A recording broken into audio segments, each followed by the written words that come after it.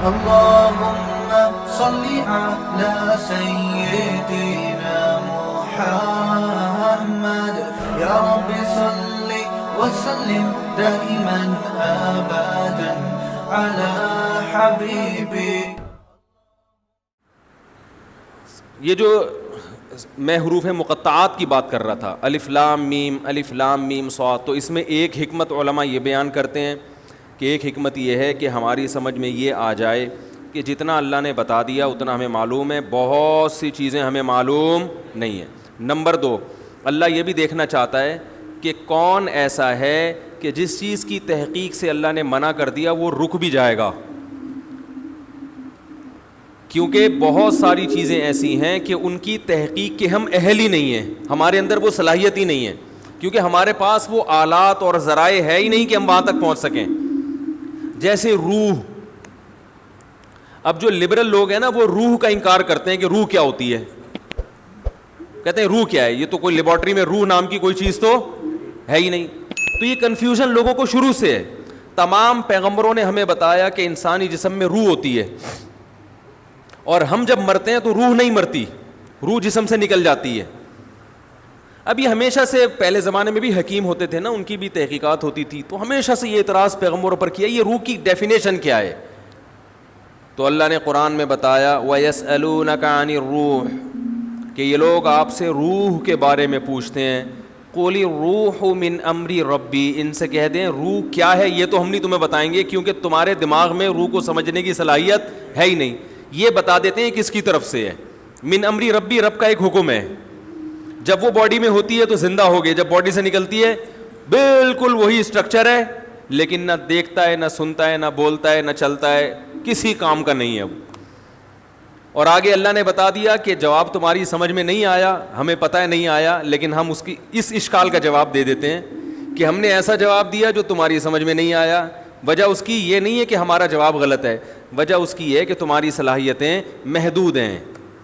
وما اوتیتم من العلم الا قلیلا، اللہ نے تمہیں علم نہیں دیا مگر بہت تھوڑا. یہ جو انسان کائنات کو مسخر کر کے بیٹھا ہوا ہے اور کہہ رہا ہے میرے پاس اتنی نالج، میں نے یہ کر لیا، میں نے یہ کر لیا، اللہ کہتے ہیں یہ بہت تھوڑا ہے، اصل تو دیا ہی نہیں ہے.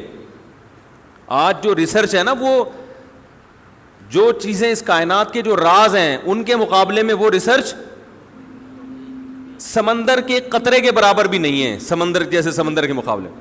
اب آپ دیکھیں آج سے 150 سال پہلے جو سائنسدانوں کی ریسرچ تھی وہ سمجھتے بہت ریسرچ ہو گئی ہے، ایسا ہی ہے نا، وہ سمجھتے تھے بہت تحقیق ہو گئی ہے. اب اگر کوئی پرانے زمانے کا سائنسدان آئے بولے بھائی ہم تو بالکل ہی فارغ تھے، ہمیں تو کچھ پتہ ہی نہیں تھا، ایسا ہی ہے نا. تو ایسا ہی 200 سال کے بعد ہمیں بیوقوف سمجھیں گے، وہ بولیں گے یار یہ 4G استعمال کرتے تھے، اتنے بیوقوف لوگ. یہ ایسا ہی ہے جیسے ہم جہاز میں بیٹھتے ہیں تو گدھے پہ جو جا رہے ہیں ہم اس کو بیوقوف سمجھتے ہیں نا. ارے یہاں بیٹھے اور 2 گھنٹے میں سعودی عرب اتر گئے اور ایک آدمی گدھے پہ بیٹھ کے آ رہا ہو تو ہم کہیں گے نا یار یہ کیسے لوگ ہیں، گدھے پہ تو کئی سال لگ جائیں گے اس کو، اور اس دوران گدھا مر چکا ہوگا، دوسرا گدھا لینا پڑے گا. ٹھیک ہے. اور جو اس زمانے میں گدھے پہ بیٹھ کے سفر کرتا تھا وہ اپنے آپ کو بہت بڑا سائنسدان سمجھتا تھا کہ میں ایک ایسا جانور مجھے ملا ہے. جب پہلی دفعہ گدھا دریافت ہوا ہوگا، پہلی دفعہ، بھائی شروع میں تو انسان پیدل سفر کرتا تھا نا، جب پہلی دفعہ انسان نے کسی گدھے کو دیکھا ہوگا تو پہلے تو ڈرا ہوگا کہ یہ کہیں شیر کی طرح حملہ نہ کر دے، ہے بھائی، پتہ نہیں اس کی پیٹھ پہ بیٹھیں گے تو ہڈی نہ ٹوٹ جائے اس کی. تو یہ کیا ٹرائی کی ہوگی نا، بہت سے جانور ٹرائی کیے ہوں گے، انہوں نے زیبرے کو بھی ٹرائی کر کے دیکھا ہوگا. اس نے زیبرے کی لات میں کہتے ہیں سب سے زیادہ طاقت ہے، چوپائے جتنے زمین پہ چلتے ہیں نا ان میں سب سے زیادہ پاورفل لات جو ہے نا، پچھلی لات، وہ زیبرے کی ہے.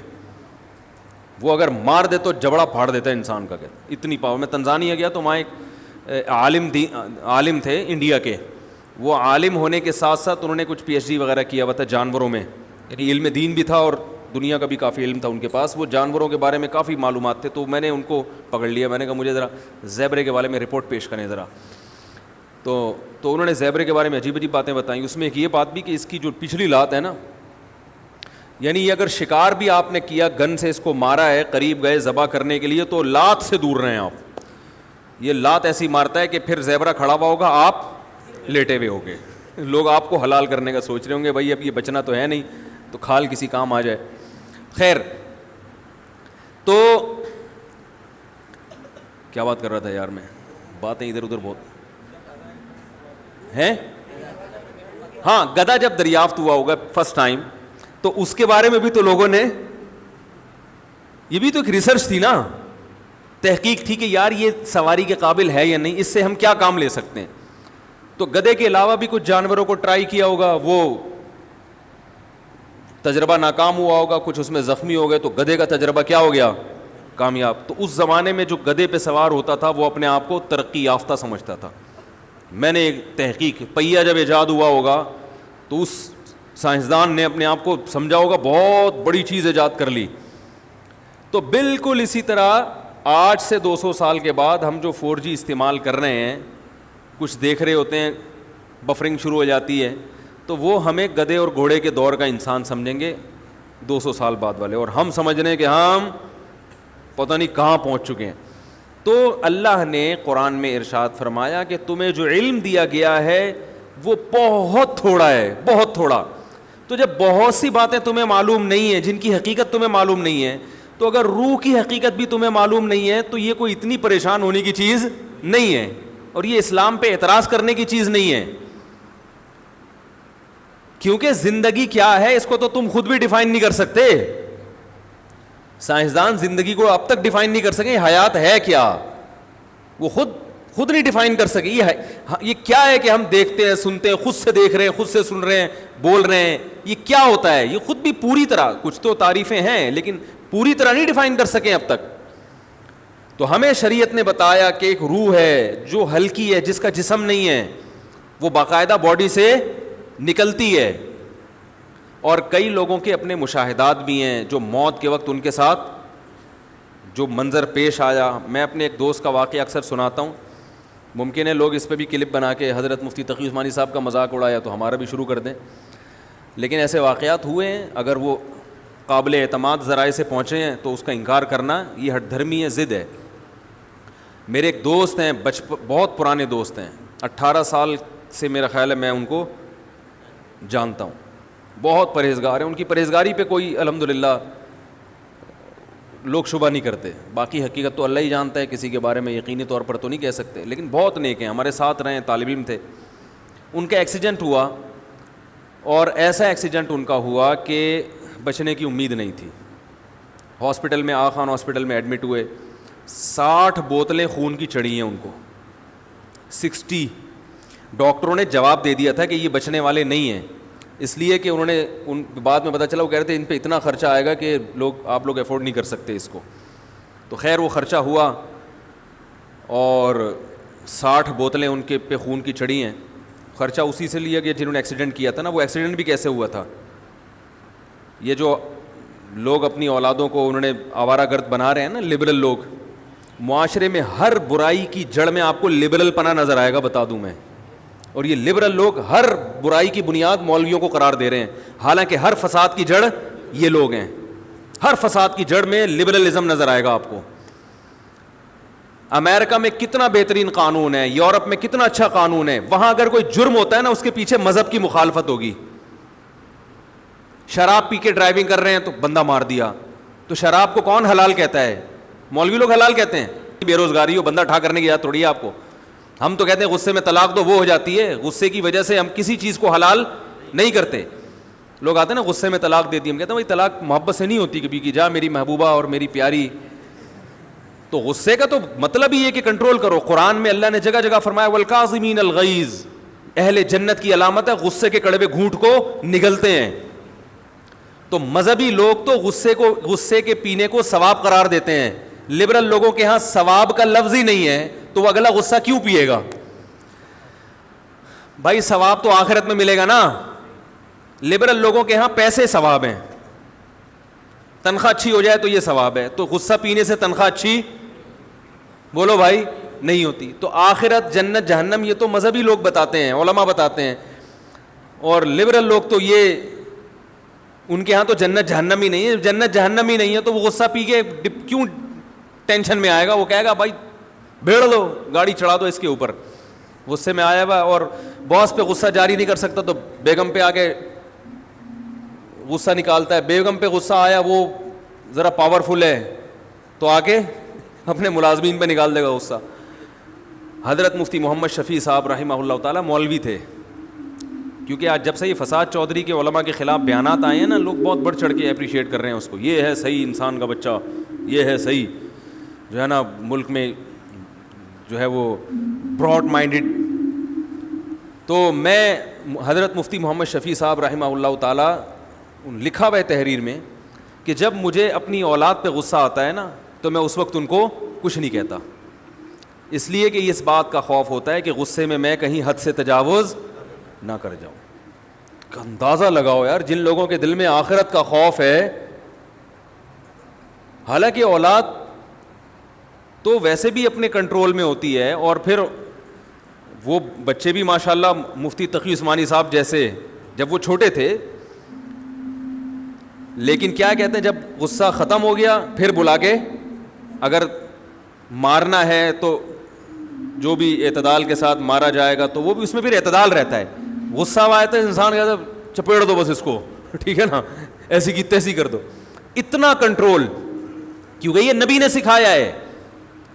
لبرل لوگوں کے پاس غصے کے کنٹرول کرنے کا وہ موٹیویشنل اسپیکر تو ہیں, لیکن وہ صرف ہوائی باتیں ہیں ان کی.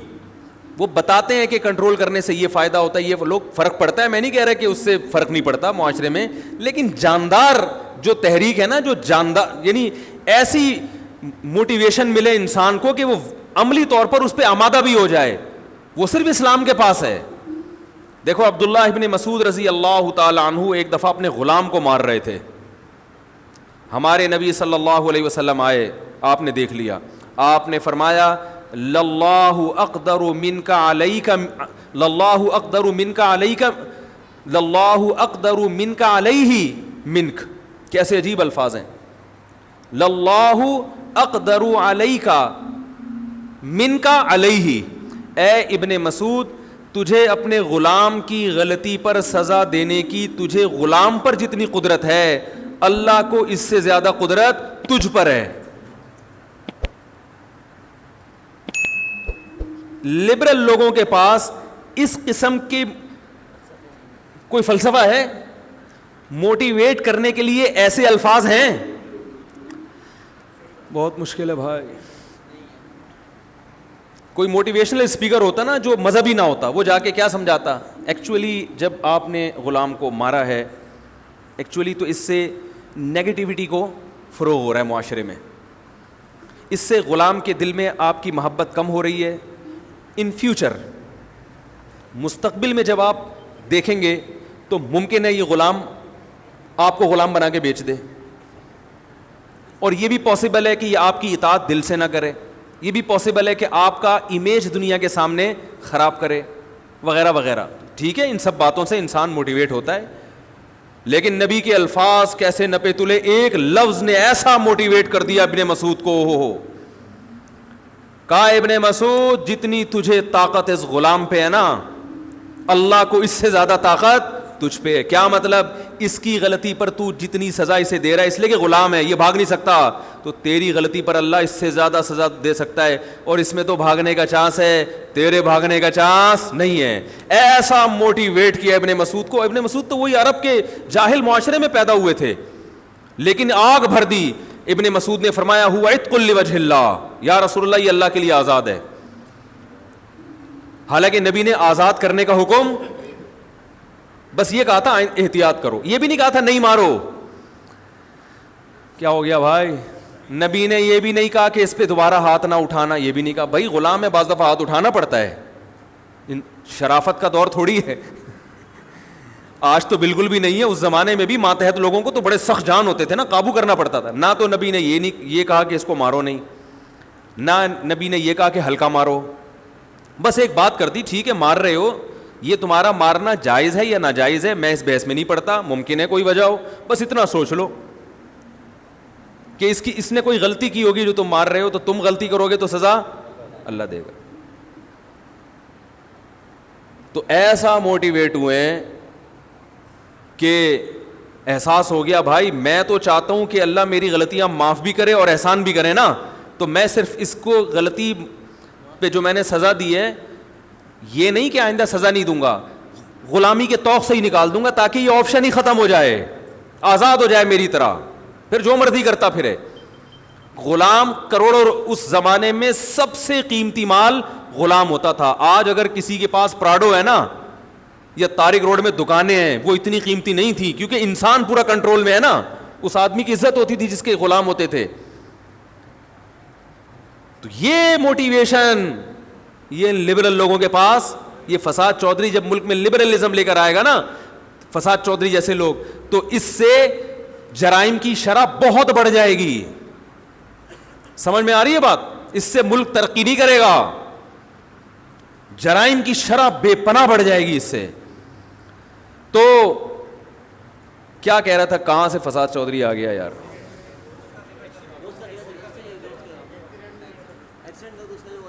ایکسیڈنٹ, ہاں تو میں وہ تذکرہ کر رہا تھا. غصے پہ بات آئی تھی, غصے پہ کہاں سے آ گئی بات؟ ہاں میں یہ بتا رہا تھا ایکسیڈنٹ ہوا کیوں تھا. وہ پجاروں میں لڑکے گھوم رہے تھے, ابا پیسے والے تھے, تو جن کے ابا کے پاس پیسہ ہوتا ہے بچے کنٹرول میں, کہتے تو یہ کہ ہم 2 بچے پیدا کریں گے تاکہ کنٹرول میں ہوں. غریبوں کے ہاں بچے زیادہ ہوتے ہیں, دولت مندوں کے ہاں دلیل یہ دیتے ہیں کہ ہم کم اس لیے کہ تاکہ غربت بڑھ رہی ہے دنیا میں. تو جن کے بڑھ رہی ہے وہ تو ان کو فکر نہیں. آپ کو تو اللہ نے اتنا پیسہ دیا تو آپ کو تو اولاد زیادہ چاہیے, یہ قبر میں لے کے جاؤ گے پیسہ. انسان کی خواہش ہوتی ہے, نیچر ہے کہ میرا پیسہ میری اولاد استعمال کرے, سمجھ رہے ہیں؟ تو اور وہ بھی کنٹرول سے باہر. تو وہی پجاروں لے کے گھوم رہے تھے اور وہ رانگ جاتے ہوئے انہوں نے جو ہائی روف کو مارا ہے, ایسے ایسے علماء اس میں شہید ہوئے ہیں. بعد میں پتہ چلا کہ وہ گاڑی کے اندر سے کچھ ایسی چیزیں بھی نکلی جس سے پتہ چلتا تھا کہ یہ عیاش لوگ ہیں, کنٹرول سے بالکل باہر. تو ظاہر ہے جب عیاشی کریں گے تو پھر رائٹ اور رانگ کا تھوڑی پتہ چلے گا کہ رائٹ سائڈ پہ چل رہے ہیں یا رانگ سائڈ پہ چل رہے ہیں. تو اگر تربیت کرو گے تو 12 بچے بھی کنٹرول میں رہیں گے, تربیت نہیں کرو گے تو 2 بھی کنٹرول میں نہیں رہیں گے. تو اس کا تعلق بچے زیادہ یا کم ہونے سے نہیں ہے, بلکہ زیادہ بچوں کو کنٹرول کرنا آسان ہے کیونکہ بہن بھائی خود ایک دوسرے کو کنٹرول کر رہے ہوتے ہیں. ان کا بھی آپس میں رشتہ ہوتا ہے, صرف باپ اور اولاد کا, ماں اور اولاد کا رشتہ نہیں ہوتا. یہ جو بچے ہیں نا ان کا آپس میں بڑا زبردست ریلیشن ہوتا ہے. ہمیں بچپن میں ہمارے ابا نے اتنا کنٹرول نہیں کیا جتنا بھائیوں نے کنٹرول کیا ہے. ابا تو آفس میں ہوتے ہیں اور پھر ابا پرانے زمانے کے ہوتے ہیں, ان کو نئے زمانے کی چالاکیاں پتہ نہیں ہوتی. نئے زمانے کی چالاکیاں آپ کے بھائی بہنوں کو پتہ ہوتی ہیں. سمجھ میں آ رہی ہے بات کہ نہیں آ رہی؟ ابا نے اپنا زمانہ اتنی اسپیڈ سے چینج ہو رہا ہے نا کہ بھائیوں کو پتہ ہوتا ہے کہ بھائی ہمارا بھائی کہاں سے بگڑ سکتا ہے, کون کون سے ذرائع. ابا کو نہیں پتہ ہوتا. تو وہی ہے, اٹھا کر پھینک دو باہر گلی میں, نہیں تہذیب کرنے کے اندر. جلدی جلدی پڑھ رہا ہوں تاکہ وہ شعر میں ٹائم نہ لگے نا. تو وہ ان کے 60 بوتلیں چڑھی خون کی, تو بالکل مرنے لگے تھے. تو انہوں نے مجھے اپنا واقعہ خود سنایا. کہتے ہیں کہ میرے ساتھ یہ منظر ہوا کہ جب مجھے ہاسپٹل میں لایا گیا تو بالکل بلڈ نکل چکا تھا. بعض لوگ تو یہ سمجھ رہے تھے ایکسپائر ہو چکے ہیں, جان یعنی نکل گئی ہے ان کی. اب خود سوچو 60 بوتلیں جس کو چڑھی ہوں گی, کیا بچا ہوگا خون. تو کہتے ہیں میں نے یہ دیکھا کہ میں لیٹا ہوا ہوں اور میرے ارد گرد میرے رشتہ دار کھڑے ہوئے. وہ کھڑے ہوئے تھے حقیقت میں بھی, ان کے والدہ بھائی وغیرہ. تو کہتے ہیں میں نے یہ منظر اپنی آنکھوں سے دیکھا کہ چھت کھلی ہے اور ایک سفید لباس میں ایک بہت خوبصورت فرشتہ آیا ہے انسانی شکل میں. تو میں اپنے رشتہ داروں سے چیخ چیخ کے کہہ رہا ہوں کہ یہ میرے نلکیاں نکال دو, میری موت کا وقت آ چکا ہے. میں چیخ رہا ہوں لیکن میری آواز وہ سن نہیں رہے. ایک کیفیت انسان کی ایسی ہوتی ہے کہ جب وہ نیند اور جاگتی حالت کے درمیان میں ہوتا ہے, بالکل بٹوین میں. مجھے پتہ ہے اس موقع پہ بٹوین کا لفظ استعمال نہیں کرتے ہیں, اس پہ کلپ آ جائے گا, ان کو اتنی بھی انگلش نہیں آتی. یہ میں ویسے ہی تھوڑے سے چٹنی کباب کے طور پر ایسے لفظ استعمال کرتا ہوں. وہ مجھے لوگ کہہ رہے ہوتے ہیں نا, میں کہتا ہوں درمیان میں رکھ دو. وہ کہتے ہیں یار کیا مطلب؟ میں کہتا ہوں بالکل بٹوین میں رکھ دو لے جا کے. ٹھیک ہے. تو وہ جو ہے میں نے وہ کہتے ہیں کہ میں بتا رہا تھا کہ ایک حالت ہوتی ہے انسان کی جاگتی حالت اور خواب کے درمیان میں, جہاں وہ کچھ خواب بھی دیکھ رہا ہوتا ہے اور کچھ اس زندگی سے بھی اس کا تعلق ہوتا ہے. تبھی آپ اس سے کچھ بات پوچھیں گے تو وہ جواب دے گا, مگر الٹے سیدھے جواب دے گا غنودگی میں نا. جواب دینا اس کی علامت ہے کہ وہ آپ کے سوال کو سن رہا ہے, اور غلط جواب دینا اس کی علامت ہے کہ آدھا یہاں ہے آدھا کہیں اور ہے. ایسا ہوتا ہے نا غنودگی میں. تو بعین ہی اسی طرح ہمیں قرآن و سنت سے پتہ چلتا ہے کہ انسان کے جب مرنے کا وقت آتا ہے تو ایک کنڈیشن تو یہ ہے کہ پورا اس دنیا میں, ایک کنڈیشن ہے پورا برزخ میں, اور ایک درمیانی کنڈیشن ہوتی ہے جس میں آدھا ادھر ہوتا ہے اور آدھا برزخ میں. یہ سب پر آتی ہے کنڈیشن. یہ وہ وقت ہے جب توبہ قبول نہیں ہوتی. یہ جو قرآن میں آتا ہے نا کہ کیونکہ توبہ قرآن میں آتا ہے اور حدیث میں بھی آتا ہے کہ اس وقت توبہ قبول نہیں ہوتی. حالانکہ اب یہ توبہ قبول ہونا نہ ہونے کی یہ لفظ اس کی علامت ہے کہ کچھ دنیا میں بھی ہے, کیونکہ برزخ میں تو بہرحال توبہ قبول نہیں ہوتی نا. تو پتہ چلا ابھی توبہ کا آپشن ہے اس کے پاس, یعنی آپشن کا مطلب توبہ پر قدرت ہے, کیونکہ ابھی تھوڑا سا اس دنیا میں یہ موجود ہے, لیکن کچھ وہاں جھانکنا شروع کر دیا اس نے. اب چونکہ وہ آخرت کا منظر دیکھ لیتا ہے اپنی آنکھوں سے کہ میں مر کے مٹی نہیں ہو رہا, میں ختم نہیں ہو رہا, بلکہ ایک جہاں سے دوسرے جہاں میں میری روح شفٹ ہو رہی ہے. تو اس وقت جو منظر جب وہ دیکھتا ہے اپنی آنکھوں سے کچھ یہاں اور کچھ وہاں, تو اس کو سکرات موت کہتے ہیں. اس کو کیا کہتے ہیں؟ اس کو غرغرہ بھی کہتے ہیں. حدیث میں آتا ہے ان اللہ یقبل توبۃ عبدہ ما لم یغرغر. جب روح اٹکنے لگتی ہے نا اس وقت تک اللہ بندے کی توبہ قبول کرتے ہیں, اس وقت نہیں کرتے پھر, کیونکہ اب یہ ایمان غیب کا نہیں رہا, اب یہ دیکھ لیا انسان نے. اب وہ سارے اس کے دلائل جو ہے نا کہ میری عقل نہیں مانتی, مجھے اللہ نظر نہیں آتا, مجھے تو فرشتے نظر نہیں آتے, آج تک سائنسدانوں نے کوئی لیبارٹری میں فرشتہ دریافت کیوں نہیں کیا, یہ ساری اس کی بحثیں کیا ہو جاتی ہیں, یہاں ختم ہو جاتی ہیں. اللہ اس کو دکھا دیتے ہیں. تو وہ کہتے ہیں کہ میں نے دیکھا کہ اس کنڈیشن میں ہوں میں, اور میں نے دیکھا کہ چھت کھلی ہے, میں چیخ رہا ہوں کہ بھائی ہٹ جاؤ, میری موت کا وقت آ گیا, یہ نلکیاں نکال دو. کیوں؟ اور وہ فرشتہ قریب آتا جا رہا ہے. کہہ رہے وہ قریب آتے آتے آتے آتے اس میں خوشبوئیں, بڑا خوبصورت اس کا چہرہ, بڑا نورانی اس کا سفید لباس اس کا. تو کہہ رہے ہیں اب دیکھو دینداری ہے نا, تو ہر وقت اللہ کی رضا کی فکر کہ اس موقع پر کیا کرنا ہے. کہہ رہے میں سوچ رہا اس موقع پر نبی کی کیا سنت ہے. تو فوراً خیال آیا نبی صلی اللہ علیہ وسلم نے آخری عمل جو کیا تھا وہ مسواک کا کیا تھا. دیکھو اسلام میں صفائی کی کیا ویلیو ہے یار. دنیا سے جانے سے پہلے دانت صاف کر کے جا رہے ہیں بھائی. کیا ہو گیا بھائی؟ میں حیران اس لیے ہو رہا ہوں کہ ہم اپنے حالات دیکھ لیں نا. سنتے تو ہیں یہ جو گٹر ابل رہے ہیں, یہ دنیا سے جانے, یہ تو بالکل زندگی میں ہیں, بلکہ اس کی وجہ سے دنیا سے جا رہے ہیں لوگ. بیماریاں پھیل رہی ہیں, کچھ گٹر میں ڈوب کے ہلاک ہو رہے ہیں, کچھ گر کے ہلاک ہو رہے ہیں, پتہ نہیں کتنے بچے غائب ہیں. اللہ معاف فرمائے, ہمارے محلے میں جہاں میں رہا کرتا تھا ایک بچہ صبح سے غائب ہوا, 6-7 سال کی عمر. اعلانات ہو رہے ہیں مسجدوں میں. مغرب میں کسی نے کہا یار یہ گٹر کھول کے دیکھو, کیونکہ گٹر کا ڈھکن جو ہے نا ایسے تھا کہ وہ یعنی ایسے جھولتا تھا.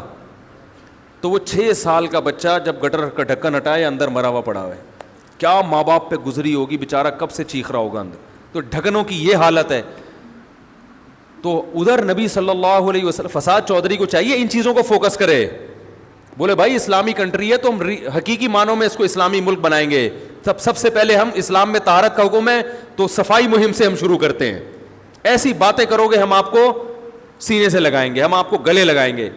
جب بیٹھیں گے الٹی, ہر 4 دن میں کوئی نہ کوئی نئی الٹی بات آ رہی ہوتی ہے.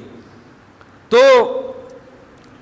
کام دھیلے کا نہیں ہے کام دھیلے کا نہیں ہے, اور باتیں الٹی الٹی. 1980 میں مدارس بنا دیے تھے تو یہ کر دیا تھا. تو بھائی ٹھیک ہے بن گئے تھے مدارس, وہ تو پہلے سے بنے ہوئے ہیں. ضیاء الحق نے اور تھوڑی ترقی دے دی. تو آپ یہ کہو بھائی مدارس, اور ضیاء الحق نے ترقی کا مطلب فنڈ کچھ نہیں دیا تھا.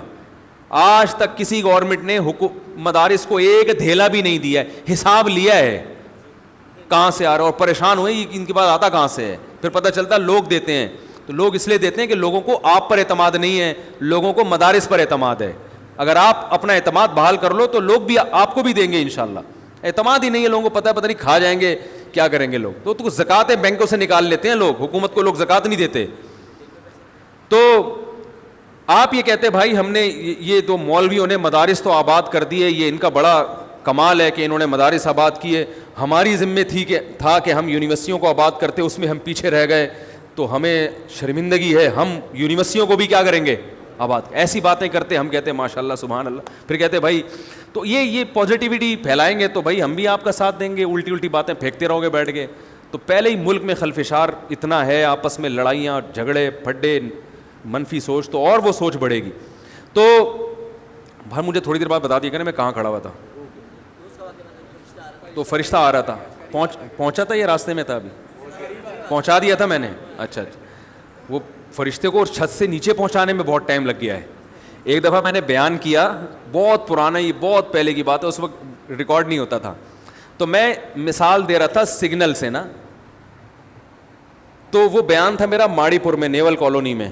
وہاں سے گلبائی ایک اڈا ہے, گلبائی تک پہنچتے ہیں تو تقریباً 15-20 منٹ لگ جاتے ہیں. تو میں مثال دے رہا تھا کہ سگنل پہ جب آپ گلبائی کے سگنل پہ جب آپ پہنچے تو دیکھو لال بتی ہوگی تو آپ رکو گے. تو میں سمجھاتے نا بہت لمبا بیان ہو گیا. تو ایک پٹھان دوست نے میرے کہنے لگے یار گلبائی آدمی 15 منٹ میں پہنچتا ہے, آپ نے 1.5 گھنٹے میں گلبائی پہنچایا ہمیں. کہہ رہے ویسے ہم چلے جاتے ہیں نا تو 15 منٹ پہنچ جاتے ہیں, اور آپ ابھی گئے نہیں ہو, صرف بتا رہے ہو, تو بتانے میں آپ 1.5 گھنٹے میں گلبائی, تو آگے گلبائی سے آگے پھر شیرشاہ بھی ہے, ناظم آباد بھی ہے, وہ تو اور ٹائم لگے گا. تو وہ فرشتہ کہاں تک پہنچا تھا؟ اچھا قریب آ گیا تھا. تو وہ وہاں مسواک پہ بات آئی تھی, تو وہ انہوں نے, میں صفائی کی بات کر رہا تھا, تو انہوں نے کہا کہ کہتے ہیں میں نے کہا کہ بھائی فوراً کیا چاہیے, مسواک, تاکہ اب فرشتے کے یہاں تک پہنچنے سے پہلے میں کیا کر لوں, نبی صلی اللہ علیہ وسلم کی یہ سنت زندہ کر لوں, مسواک کر لوں. تو وہ کہہ رہے میں چیخ رہا ہوں, کوئی مجھے مسواک نہیں دے رہا. وہ فرشتہ آیا آتے کہہ رہے میں اس کی ناک میری ناک کے بالکل قریب پہنچ گئی, بالکل ابھی ٹچ ہونے والی تھی کہ اس نے ایسے نیگیٹو میں نا سر ہلانا شروع کر دیا, نہیں ہوتے ہوتے ریورس ہو گیا, وہ چلا گیا. اور کہہ رہے میں ہوش میں آ گیا. یعنی ہوش کا مطلب میں میرے حواس مکمل کیا ہو گئے, بحال ہو گئے. تو اور یہ اور بھی بہت لوگوں کے ساتھ واقعات ہوئے ہیں. ہماری نانی اس طرح کا ایک واقعہ سنایا کرتی تھی. تو بہت لوگوں کے ساتھ ممکن ہے یہ دماغی تخیل ہو, عین ممکن ہے, لیکن ہمیں جو شریعت نے جو بتایا وہ بالکل اسی طرح بتایا ہے کہ ایسا ہوتا ہے. ان کے ساتھ سچی مچی میں ہوا ہے, یہ ان کو دماغ میں خلل ہوا تھا, یہ مجھے معلوم نہیں, لیکن یہ بھی تو ممکن ہے کہ یہ حقیقی واقعہ ہو, کیونکہ جب ایک چیز شریعت نے بتائی ہے کہ ایسا ہوتا ہے تو بھائی اگر کسی کے ساتھ ہو رہا ہے تو بلا وجہ اس کا انکار کرنے کی ضرورت نہیں ہے. جیسے شریعت نے بتایا قبر کا عذاب ہوتا ہے, بعض دفعہ وہ عذاب اللہ دنیا میں دکھا دیتے ہیں. اب اگر کوئی شخص کہہ رہا ہے میں نے اس عذاب کو اپنی آنکھوں سے دیکھا ہے, آپ اس کا مذاق اڑانا شروع کر دو, اور وہ آدمی بھی قابل اعتماد ہو, عین ممکن ہے وہ نہ دیکھا ہو, اس کا دماغی تخیل ہو, لیکن یہ بھی تو پاسبل ہے کہ دیکھا ہو. ہمارے ایک دوست نے ایک واقعہ سنایا تھا قبر کے عذاب کا, مجھے یقین نہیں تھا, میں نے کہا ایسا نہ ہو ان کے دماغ میں تخیل ہو. تو میں نے اس کی تصدیق کروائی اس علاقے میں, اس گاؤں میں, اور لوگوں کو کال کر کے پوچھی ایسا ہوا, انہوں نے کہا ہاں ایسا ہوا ہے. تو پھر مجھے یقین آیا. وہ قبر بار بار نا اس کو نکال کے باہر پھینک دیتی تھی, بندے کو ڈالتے تھے قبر میں. اس نے بہت سے علماء شہید کروائے تھے نالائق نے. اس کا جرم یہ تھا کہ وہ مخبریاں کر کے نا علماء کو قتل کرواتا تھا. اس مخبر کے ساتھ ایسا ہوا اس گاؤں میں. جب اس کو دفنایا ہے تو چلیں اب بات آئی گئی ہے تو پورا واقعہ سنا دوں. تو وہ جنہوں نے دفنایا ہے نا, وہ ان سے میرا بھی تعلق تھا, میرے بیان سنتے تھے. تو مجھے آ کے انہوں نے واقعہ سنایا کہ ایسا کوئی مخبر تھا جو علماء کو شہید کرواتا تھا مخبریاں کر کے. تو جب اس کو دفنایا, کہہ رہے ہیں اس کے والد میرے پاس آئے, ہم لوگ کے پاس آئے. انہوں نے کہا کہ بھائی میں جب صبح جاتا ہوں تو میرے بچے کی جو لاش ہے نا وہ قبر سے باہر پڑی ہوئی ہوتی ہے, تو میں بڑا پریشان ہوں, کیا کروں. تو ہم پھر دفن کرتے ہیں تو اچھا قبر بالکل صحیح ہوتی ہے اوپر سے, اور وہ بندہ باہر ہوتا ہے, وہ دوبارہ بند ہو جاتی ہے قبر. تو ہم بڑے پریشان ہیں, کیا کریں. یہ کوئی شخص شرارت کر رہا ہے, تو کہہ رہے ہیں, ہم نے کہا بھائی ہم تو نہیں کر رہے شرارت. کہا تو اگر دوسرا ہم شرارت کوئی کر بھی رہا ہوتا تو قبر کو خود ہی بھی تو ہونا. تو انہوں نے کہا پھر یہ مشورہ انہوں نے ان کو دیا کہ تم ایسا کرو, لڑکا جو قتل ہوا, جو مرا تھا نا, جو قبر میں تھا, جس کی لاش باہر, نوجوان تھا, وہ بڑا مخبر آدمی تھا, وہاں کے گاؤں کے لوگوں نے بتایا, تو اس کی لاش جب باہر پڑی ہوتی تو باپ اور بھائی کو لوگوں نے مشورہ دیا اس لڑکے کے کہ تم لوگ رات کو قبرستان میں جا کے بیٹھ جاؤ, پہرا دو کہ کون آتا ہے نکال کے جاتا ہے اور قبر کو پیک کر کے چلا جاتا ہے. تو وہ صاحب مجھے بتا رہے تھے کہ اگلے دن وہ چیختے ہوئے آئے ہیں, چیختے ہوئے, باپ اور بھائی جو ہے نا, کہہ رہے ہیں ہم نے رات کو منظر دیکھا کہ پہلے ہمیں رات جب اندھیرا ہوا ہے نا تو قبر کے اندر سے چیخنے کی آواز آئی, اور ہمارے سامنے قبر کھلی ہے تو ہم نے اس لڑکے کو دیکھا کہ آگ جل رہی ہے اس کی لاش پہ, اور وہ ایسے ایسے اپنے سر کو پیٹ رہا ہے. کہہ رہے ہم تو خوف کی وجہ سے بے ہوش ہو گئے, ہمیں نہیں پتا اس کے بعد کیا ہوا, ہوش میں آیا تو وہ لاش باہر پڑی ہوئی تھی. تو میں نے کہا یار پھینکو بھی دنیا میں کم نہیں ہوتے. تو میں نے پھر تصدیق کے لیے ایک دو لوگوں سے رابطہ کیا, انہوں نے بتایا کہ ایسا ہوا ہے ہمارے ساتھ. تو یہ جو ترکی کا جو تھا نا اتا ترک, وہ مصطفیٰ کمال کو میں اکثر بیچارے کو کمال اتا ترک جو ہے نا, تو وہ غلطی سے کئی دفعہ میں نے کمال اتا ترک کے چکر میں مصطفیٰ کمال کا واقعہ بیان کر دیا. وہ مصطفیٰ کمال کا نہیں ہے, وہ کمال اتا ترک ہے. تو بھائی مصطفیٰ کمال اگر سن رہے ہو تو پیشگی معذرت. تو کمال اتا ترک کا بھی یہی ہوا ہے, مسلمانوں کا قاتل تھا, علماء کا قاتل تھا, ترکی سے خلافت اسلامیہ کو اس نے ختم کر دیا. بہت یہ جو آج جو کچھ دنیا میں ظلم ہو رہا ہے اس سب کی بنیاد رکھنے والا اتا ترک ہے. خلافت عثمانیہ ہوتی تو نہ کشمیر کا مسئلہ کھڑا ہوتا, نہ بوسنیا کا مسئلہ کھڑا ہوتا. یہ ساری مصیبتیں جو آئی ہیں, مسلمانوں کا جو اتحاد ختم ہوا, تو اس کے ساتھ بھی ایسا ہی ہوا. اس کو جب قبر میں دفنایا, قبر نے باہر پھینک دیا, تو نتیجہ یہی نکلا کہ اس کی قبر زمین کے اوپر ہے.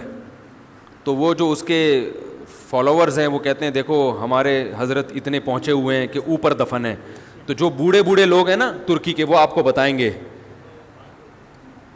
کہ یہ محترم کو زمین نے قبول نہیں کیا, نکال کے باہر. تو بعض دفعہ قبر خود بتا دیتی ہے, بعض دفعہ.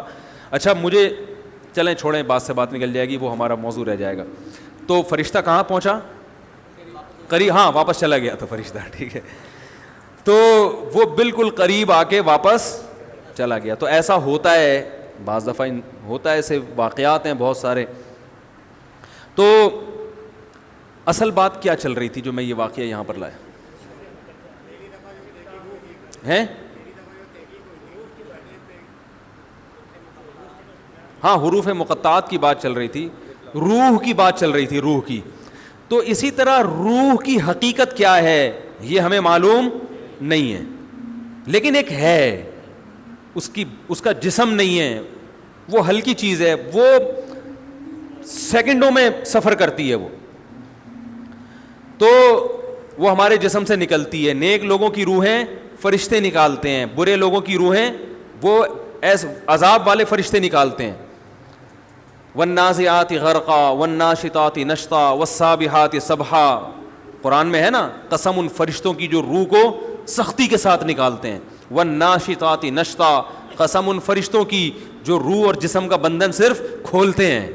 یعنی روح تو نکلنے کے لیے تیار ہوتی ہے. جب وہ آخرت کی چیزیں دیکھتا ہے نا انسان مرتے ہوئے, اور جنت کی اور وہ نعمتیں اس کو نظر آتی ہیں, تو روح تڑپتی ہے کہ میں اس جسم سے آزاد ہو جاؤں. لیکن آزاد ہو نہیں ہوتی. فرشتے صرف اس روح اور باڈی کا جو ایک گرہ ہے اس کو کیا کرتے ہیں, کھول دیتے ہیں, اور وہ آزاد ہو جاتی ہے, خوش ہوتی ہے. اور ایک روح وہ ہوتی ہے کہ وہ جب آخرت کے مناظر دیکھتی ہے تو وہ باڈی میں گھسنے کی کوشش کرتی ہے. تو فرشتے کیا کرتے ہیں, اس کو نزع کرتے ہیں, کھینچتے ہیں. اس کی ایک مثال دی ہے بعض صحابہ نے کہ جیسے مخمل کا کپڑا جھاڑیوں میں پھنس جائے کتنا مشکل ہے اس کو نکالنا, تو ایسے برے آدمی کی روح کو گھسیٹ کے نکالا جاتا ہے. تو حقیقت ہے, سائنس یہاں تک نہیں پہنچی, تو یہ اس کی علامت نہیں ہے کہ یہ حقیقت کے خلاف ہے, بلکہ اللہ نے قرآن میں فرما دیا وما اوتیتم من العلم الا قلیلا, ہم نے تمہیں علم بہت تھوڑا دیا ہے, بہت تھوڑا دیا ہے ہم نے. تو اسی طرح میرے بھائی حروف مقطعات کا علم بھی اللہ نے ہمیں نہیں دیا. تو میں جلدی نمبر وار اس کی حکمتیں بیان کر دوں جلدی سے. وہ حکمتیں دو ہوتی ہیں تو پھر کہیں اور چلا جاتا ہوں میں. پہلی حکمت میں نے بیان کی حروف مقطعات کی کہ ہمیں اپنی جہالت کا اعتراف ہو جائے. دوسری حکمت علماء کہتے ہیں کہ یہ بھی ایک آزمائش ہے کہ جس چیز کا علم نہیں دیا ہم اس کے در پہ نہ ہوں, اس میں نہ گھسیں تحقیق میں. اور تیسری حکمت ہمیں یہ بھی پتہ چلتی ہے کہ یہ تو بڑی زبردست حکمت ہے, یہ تو آج کل کے تو متجددین ہیں نا ان پر بڑا زبردست رد ہے, جو کہتے ہیں قرآن کے الفاظ بغیر سمجھے پڑھنا بے فائدہ ہے. ابھی جناب پروفیسر غامدی صاحب کا بھی ایک نیا فتویٰ بھی آیا ہے کہ حفظ قرآن کیا, انہوں نے کہا ہے کہ نبی کے دور میں تو عالم اس کو کہا جاتا تھا قرآن کا جو معنی اور مفہوم جانتا تھا, اب حفظ ایک الگ چیز شروع کر دی ہے, صرف الفاظ رٹنا. تو کچھ ایسے الفاظ انہوں نے استعمال کیے جس سے یہ جھلک رہا ہے کہ یہ کوئی بہت اہم کام نہیں ہے. حالانکہ حدیث میں کیا آتا ہے, رسول اللہ صلی اللہ علیہ وسلم نے ارشاد فرمایا کہ جس نے قرآن مجید کا ایک حرف پڑھا ہے اس کے لیے 10 نیکیاں. پھر آپ نے فرمایا کہ میں یہ نہیں کہتا کہ الف لام میم ایک حرف ہے, بلکہ الف ایک ہے, لام ایک ہے اور میم ایک ہے. تو آپ نے مثال کس کی دی؟ حروف مقطعات کی, جس کا مطلب کسی کو معلوم نہیں ہے. تو پتہ چلا بغیر سمجھے پڑھنے سے بھی کتنی نیکیاں ملتی ہیں, 30 نیکیاں.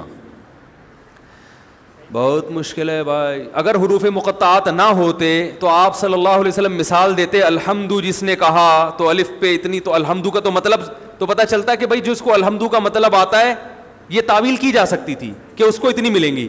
آپ نے مثال غامدی صاحب کو بھی مطلب معلوم نہیں ہے. سمجھا پا رہا ہوں میں اپنی بات؟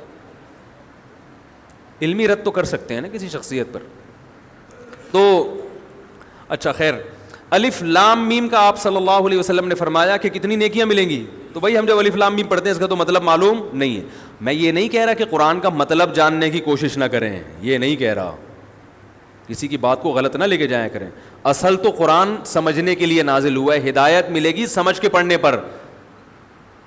سمجھنے کی کوشش کریں تفاسیر سے, علماء سے, اپنی طرف سے مطلب نہ نکالیں اس کا. جو تفاسیر لکھی گئی ہیں, جو علماء مطلب بیان کرتے ہیں, جو صحابہ تابعین سے چلا آ رہا ہے مطلب, وہی مطلب ہے, وہی صحیح مطلب ہے. اس کو آیتوں کو ادھر ادھر نہ لے جائیں. تو سمجھیں, اس کے مفہوم میں غور کریں. آج کل بہت تفاسیر ہیں اور اکثر الحمدللہ صحیح ہیں. سب سے بہترین تفسیر ابن کثیر ہے, اس کا اردو ترجمہ ملتا ہے, وہ پڑھیں آپ. اردو میں معارف القرآن ہے, بیان القرآن ہے, اور اس طرح کی بہت, مفتی تقی عثمانی صاحب کا بہت آسان ترجمہ بھی آیا ہے, انگلش میں بھی ہے, اردو میں بھی ہے. تو تفاسیر آپ پڑھیں, بہت اچھی طرح قرآن کو سمجھیں. فائدہ تو سمجھ کے پڑھنے سے ہی ہوگا, بغیر سمجھے پڑھنے سے عمل کی توفیق نہیں ملے گی. لیکن یہ نہیں ہے کہ بغیر سمجھے پڑھنا ہی نہیں ہے, یعنی تلاوت ہی چھوڑ دیں اس کی, ایسا نہیں ہے. علماء کہتے ہیں قرآن کی تلاوت کا الگ سے ثواب ہے. ہماری مسجد میں یہاں ایک بزرگ آتے ہیں نماز پڑھنے کے لیے, ماشاء اللہ. دیکھو وہ یہ ابھی ایک صاحب باہر سے آئے تھے, وہ کہہ رہے تھے کہ یار وہاں ان کے بڑھاپا عجیب سا ہوتا ہے, گوروں کا بڑھاپا کیرم بورڈ کھیل کے گزرتا ہے. کیرم بورڈ کھیل رہے ہیں, ڈبو کھیل رہے ہیں, لڈو کھیل رہے ہیں, اور پتہ نہیں کیا کیا کھیل رہے ہیں. عجیب, کوئی اولاد تو ہوتی نہیں. تو مجھے فوراً اپنے بوڑھوں کا خیال ہے. ہماری مسجد میں ایک بوڑھے ہیں, یہاں ہمارے یہاں کیمرے بھی لگے ہوئے ہیں نا مسجد میں, پتہ ہے آپ کو؟ ہاں, یہاں کوئی جیب ویب میں ہاتھ ڈالنے کی کوشش نہ, یہ دیکھ رہے ہو, اور بھی خفیہ کیمرے ہم نے لگائے ہوئے ہیں, آپ یہ نہ سمجھیں. اور یہاں بندے بھی بیٹھے ہوئے ہیں سیکیورٹی کے لیے. تو وہ جو ہے کیا نام ہے, تو میں وہ دیکھتا ہوں کہ وہ کئی گھنٹوں پہلے نماز کے لیے آ کے بیٹھ جاتے ہیں. انہوں نے مجھے میں نے ان سے پوچھا, رمضان میں بہت, اب بڑھاپا ہے نا, ریٹائر ہو گئے, تو اب وقت اور زیادہ عبادت میں گزر رہا ہے. تو کہہ رہے ہیں ماشاءاللہ میں نے رمضان میں 18 قرآن ختم کیے ہیں. اب دیکھو ایک بڑھاپا وہ ہے جس کا سارا دن کیرم بورڈ کھیل کے گزر رہا ہے, ٹھیک ہے نا, تاش کھیل کے. اچھا لگتا ہے اس عمر میں یہ حرکتیں.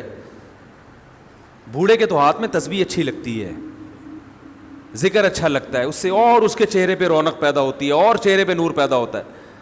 ہمارے محلے میں پہلے جہاں میں رہا کرتا تھا وہاں بھی ایسے ہی ایک بوڑھے تھے.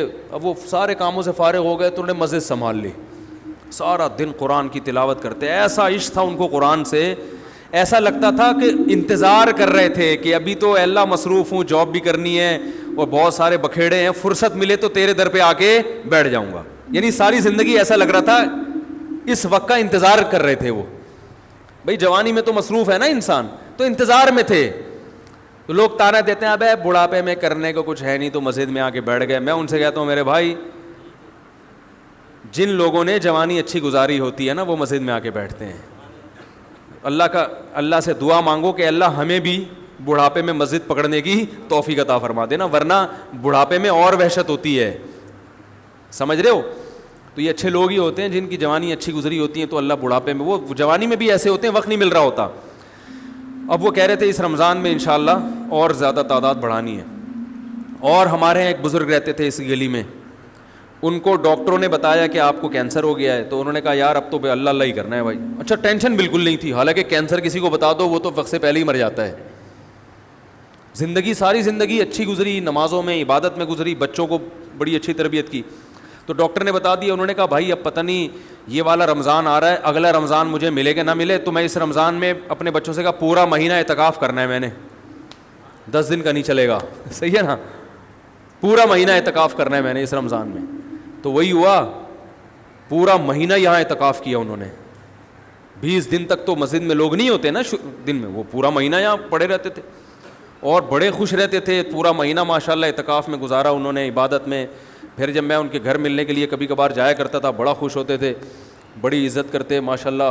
میں نے کہا یار اس بندے کو پتہ ہے میں مرنے والا ہوں, وہ ٹینشن ہی نہیں لے رہا یہ. اور پھر وہی ہوا, کچھ دنوں کے بعد ان کا انتقال, اگلا رمضان نصیب نہیں ہوا. اور ہم یہی سوچتے رہتے ہیں کہ اگلے رمضان سے انشاءاللہ, اس دفعہ تو گزارن دو اگلے سال سے. ہم جب اسکول میں پڑھتے تھے نا تو سب طلبہ کی ایک ہی چاہت ہوتی تھی, ہماری جمعے کو چھٹی ہوا کرتی نا پہلے, ہم ہفتے سے پڑھائی شروع کریں گے. ہفتے سے جب ہفتہ آتا, بھائی ابھی تو دسمبر ہے, جنوری کی 1 تاریخ سے. پھر جب جنوری کی 1 تاریخ تو بھائی اسلامی مہینے کی 1 تاریخ نا, ہم تو مسلمان ہیں, محرم کی 1 تاریخ سے. تو سب بچوں کا, طلبہ کا یہی ہوتا ہے. تو اور توبہ میں بھی یہی ہے, ڈیلے کرتے چلے جاتے ہیں, کل سے, وہ کل کبھی بھی نہیں ہے. جس نے کرنا ہے آج ہی کرتا ہے جو کرتا ہے. تو حروف مقطعات میں ایک حکمت یہ بھی ہے کہ نبی نے مثال دے دی, اگر حروف مقطعات اللہ نازل نہ کرتے تو نبی مثال حروف مقطعات کی نہ دیتے. تو اس میں یہ بھی بتا دیا کہ بھائی بغیر سمجھے پڑھنے سے بھی کیا ملے گا, ثواب ملے گا.